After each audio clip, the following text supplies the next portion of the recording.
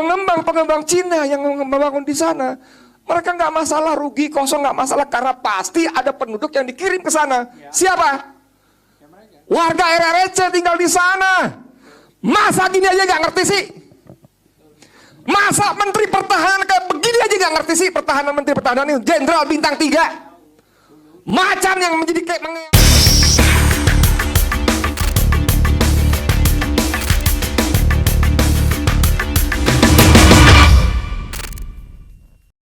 Ada isu paling menggelikan sekaligus memuakkan yang sekarang lagi dimainkan oleh gerombolan pengasong agama.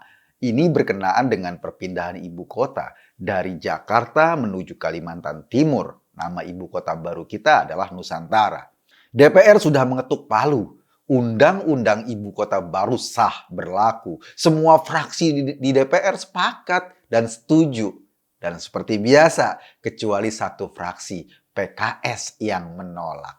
Tapi kalau PKS menentang, itu tandanya keputusan tersebut sudah benar.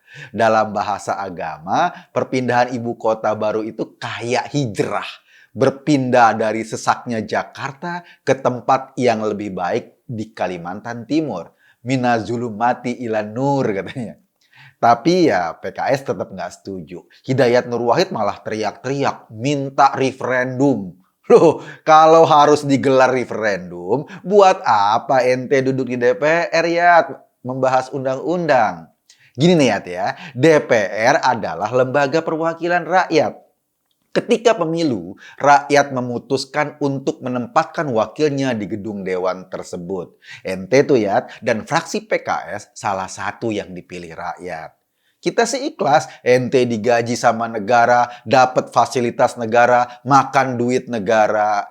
Kalau seluruh fraksi di DPR dalam pembahasan undang-undang sudah setuju ibu kota baru dan cuma PKS doang yang nentang, ente nggak usah nyari-nyari alasan buat mengacau, pakai teriak-teriak referendum segala. Kan proses demokrasinya sudah jalan di DPR. Itu noh rakyat.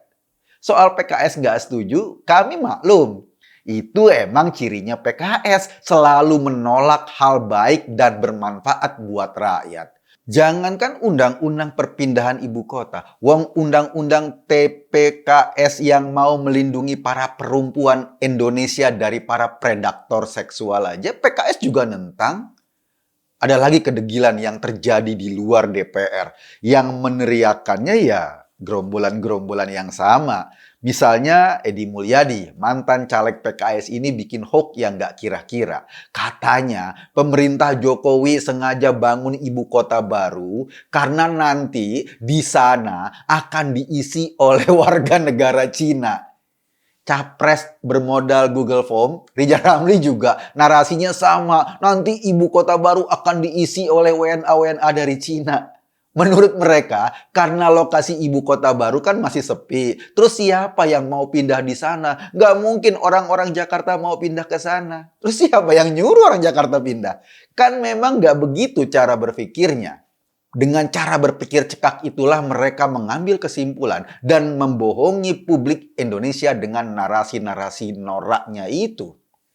Gini ya, ibu kota baru itu nanti akan ada 180.000 ASN yang akan pindah dari Jakarta ke sana. Kenapa mereka pindah? Ya karena kantornya pindah. 180.000 ASN itu kalau pindah bareng-bareng keluarganya, itu setidaknya dikalikan 4 deh. Sekitar 750.000 orang. Banyak itu loh.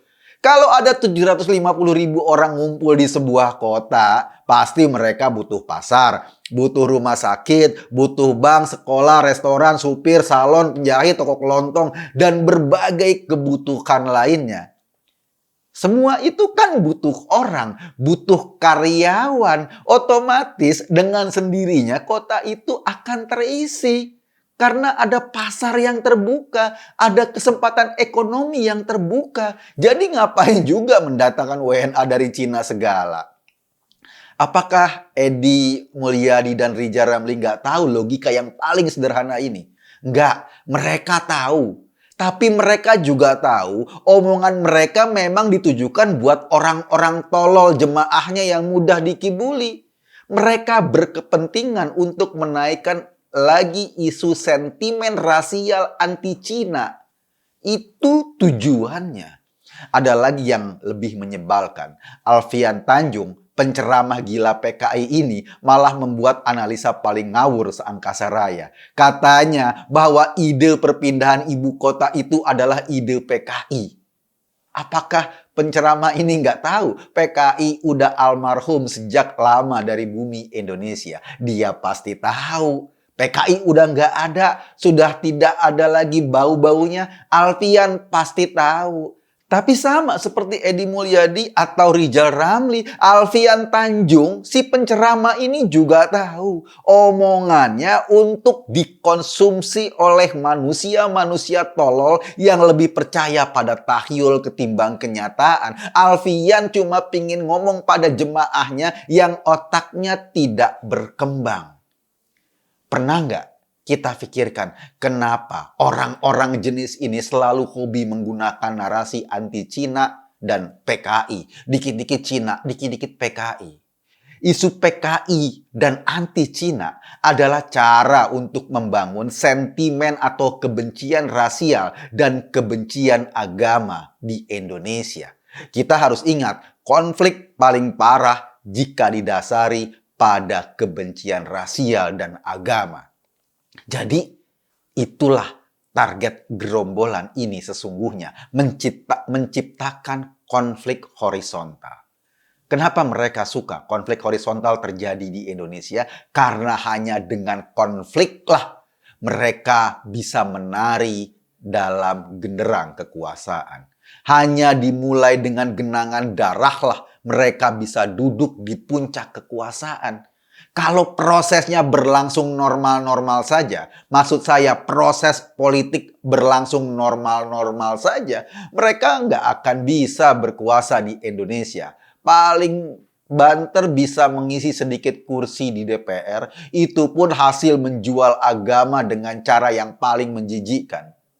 Jadi kita paham soal ibu kota baru ini mereka teriak-teriak lagi soal Cina dan PKI. Ya karena bahan jualannya hanya itu. Nggak ada lagi yang bisa dibanggakan kecuali kebenciannya pada kemajuan Indonesia. Itu yang terpenting. Mereka selalu menghambat kita ketika kita hendak bergerak maju. Karena kalau kita bergerak maju, mereka atau ideologinya atau gerombolan-gerombolan jenis ini pasti akan nggak punya pasar di Indonesia. Pasar mereka cuma orang-orang tolol. Orang-orang cerdas pasti akan menertawakan apa yang mereka bicarakan. Saya Eko Kuntadi hanya mengajak Anda berpikir. Kesimpulannya ya terserah Anda. Terima kasih.